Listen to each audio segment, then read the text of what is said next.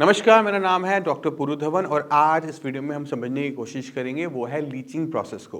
क्योंकि leaching process को लेके किडनी पेशेंट्स के माइंड में बहुत कुछ चल रहा होता है, सब्जियों को लीच करें, ना करें, इसके फ़ायदे, इसके नुकसान।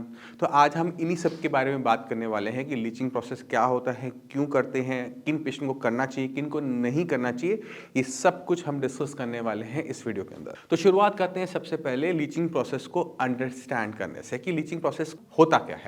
तो जब भी अगर हम कोई भी सब्जी या फ्रूट को या दालों को हम पानी में भिगो के रखते हैं, उस प्रोसेस को लीचिंग प्रोसेस कहते हैं।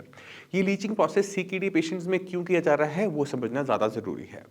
सीकेडी पेशेंट्स के अंदर लीचिंग प्रोसेस इसलिए एडवाइस किया जाता है क्योंकि बॉडी के अंदर किडनी काम नहीं कर रही। किडनी के काम ना करने की वजह से बॉडी के अंदर चीज़ों को मेंटेन करने का जो सिस्टम है वो खराब हो गया है। यानी अगर आप खाने में कोई भी चीज़ ज़्यादा खाओगे तो बॉडी से ऑटोमेटिक तरीके से कंट्रोल नहीं कर पाएगी, जिसकी वजह से कॉम्प्लिकेशन हो सकती है। और सबसे बड़ी कॉम्प्लिकेशन आती है वो है पोटेशियम को लेकर। किडनी फेलियर पेशेंट की बॉडी में पोटेशियम की मात्रा बहुत ज़्यादा बढ़ जाती है, तो पोटेशियम पेशेंट के लिए जानकारक हो जाता है, उसके लिए पेशेंट की लाइफ भी जा सकती है। क्योंकि पोटेशियम हमारी मसल्स को नॉर्मल जब मात्रा में होता है, नॉर्मल वैल्यूज़ में होता है तो ताकत दे रहा होता है। मगर अगर पोटेशियम की मात्रा बहुत ज़्यादा बढ़ जाए तो वही हमारी मसल्स के अंदर फटीग पैदा करता है। अब आपको सोच रहा होगा कि आपकी मसल्स सिर्फ आपके हाथ पैर में तो है, फटीग हो गया तो क्या हो गया, हम ढीले हो जाएंगे, हम सो जाएंगे, हम लेट जाएंगे। ऐसा नहीं होता। हमारा जो हार्ट है वो भी मसल्स का बना हुआ होता है, जिसने हर सेकंड पंप करना होता है ब्लड को।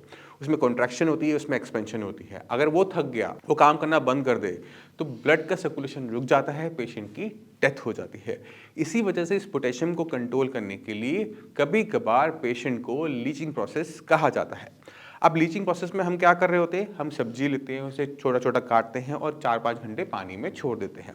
अब पानी में जाने के बाद क्या होता है कि पानी जैसे ही सब्जी के कांटेक्ट में आता है तो सब्जी के अंदर जितना भी सॉल्ट हो गया या फिर विटामिन मिनरल्स हो गए, वो सारे के सारे पानी में भी चले जाते हैं। फायदा क्या होता है पोटेशियम कंट्रोल करने में कि किसी पेशेंट की बॉडी में पोटेशियम की मात्रा ज़्यादा ना जाए, पेशेंट का पोटेशियम ना बढ़े। तो आपको इससे तो समझ में आ गया कि हमने लीचिंग प्रोसेस क्यों एडवाइस किया था।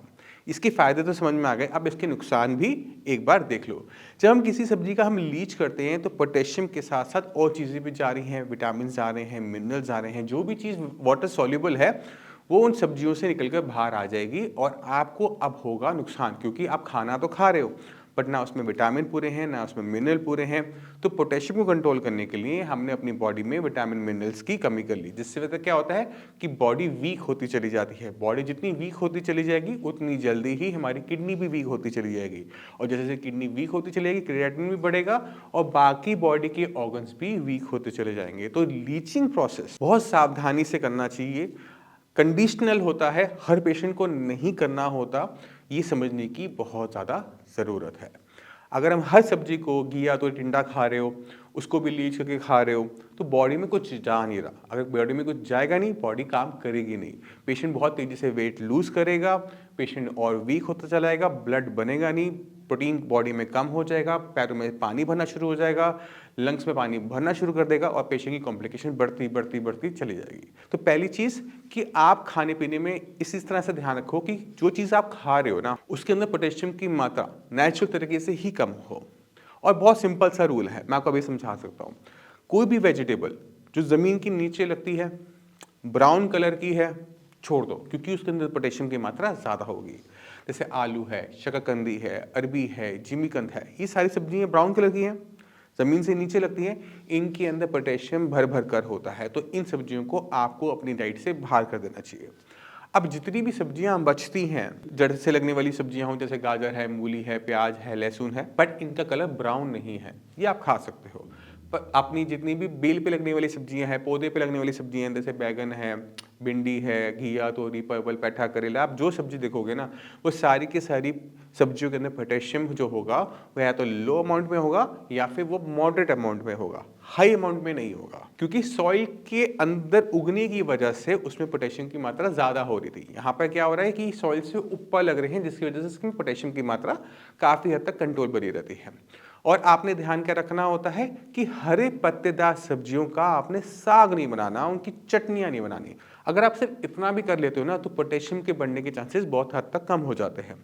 कुछ चीज़ों का आपने और ध्यान रखना होता है। अगर आपका पोटेशियम की मात्रा बढ़ रही है, कि पहले आपने सेंधा नमक नहीं खाना। मार्केट में बीपी कंट्रोल करने वाले टाटा लाइट सॉल्ट आता है या फिर कोई और सॉल्ट जो भी आ रहा है, वो आपने नहीं लेना, क्योंकि अगर आप उसके पैकिंग को ध्यान से पढ़ोगे ना तो आपको उसमें दिखेगा कि इसमें 15% पोटेशियम क्लोराइड एडेड होता है। इस वजह से इस सॉल्ट को भी हमें छोड़ना होता है।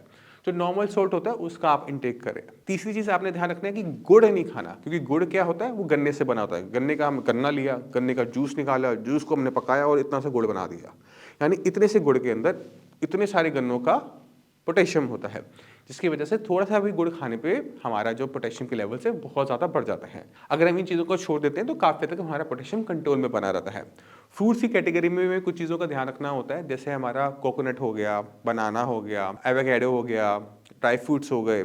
ये जो फ्रूट्स हैं जो आपकी लिस्ट आपकी स्क्रीन पर आ रहे हैं, इनको भी आपने पूरी तरह से अवॉइड करना होता है, क्योंकि इनके अंदर भी पोटेशियम की मात्रा ज़्यादा होती है। अगर हम इन चीज़ों को छोड़ देते हैं तो पोटेशियम हर चीज़ के अंदर मॉडरेट अमाउंट में है या फिर लो अमाउंट में है, जो कि आपकी बॉडी में चांसेस है कि पोटेशियम को ना बढ़ाए, नॉर्मल लिमिट से भी बाहर नहीं जाएगा। अब आप जब पूरा खाना खा रहे हो, बिना लीच करके खा रहे हो, तो आप देखोगे कि आपकी बॉडी में वीकनेस भी नहीं आ रही, खाने में टेस्ट भी आ रहा है, जिससे पेशेंट की बॉडी अच्छे तरीके से चलती है। यानी लीचिंग प्रोसेस उन्हीं पेशेंट को बोला जाता है जहाँ पे पोटेशियम की मात्रा ज़्यादा हो। जिन पेशेंट की बॉडी में पोटेशियम ठीक आ रहा है, उन्हें सब्जियों को लीच करके खाना नहीं चाहिए। अब चलते हैं कि लीचिंग प्रोसेस कैसे किया जाता है, एक बार उसको एक्सप्लेन कर देते हैं। तो आपने किसी भी सब्जी का लीचिंग करनी हो या किसी भी चीज़ की लीचिंग करनी हो, आप अगर सब्जी बड़ी है तो उसे छोटे छोटे 1-1 इंच के छोटे छोटे टुकड़ों में काट लो और उसको पानी में भिगो के रख दो और प्रोसेस डन। 3 से 4 घंटे छोड़ना है, बना लेना है, पानी ठंडा हो चलेगा। कुछ लोग क्या करते हैं कि वो पानी में पहले एक उबाला देते हैं, फिर उसको दोबारा बनाते हैं। वो काम मत करो, क्योंकि जब आप उसको पूरा उबाल दोगे तो एक तो पहले पूरा पोटेशियम निकलता नहीं है, क्योंकि आपने उसको काटा नहीं था। ठीक है, उसमें काटना जो है एक ज़रूरी प्रोसेस है।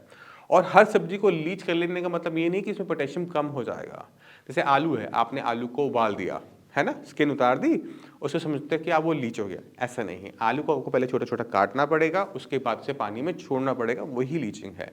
अगर आप किसी सब्जी को, आलू जैसी सब्जी को आप उबाल देते हो तो वो लीचिंग नहीं कहा जाता, वो बॉइलिंग ही कहा जाता है। तो मैं उम्मीद करता हूँ इस वीडियो से आप लीचिंग प्रोसेस को अंडरस्टैंड कर गए होंगे, क्यों करना है, कैसे करना है, किन कारणों से करना है, क्या फ़ायदे हैं, क्या नुकसान है, आप पूरी अच्छी तरीके से अंडरस्टैंड कर गए होंगे। फिर भी माइंड में कोई भी डाउट है, कुछ भी पूछना चाहते हो, तो गलती करने से पहले पूछ लो और आपको हम पूरी की पूरी हेल्प करेंगे। मैं भी अवेलेबल हूँ, टीम भी अवेलेबल है, सब आपकी मिलकर हेल्प करेंगे और आपकी इस किडनी की बीमारी से लड़ने में आपकी हेल्प करेंगे। इसी के साथ आपसे भी मैं चलने की आगे चाहूँगा। मिलते हैं अगली वीडियो में, तब तक के लिए नमस्कार।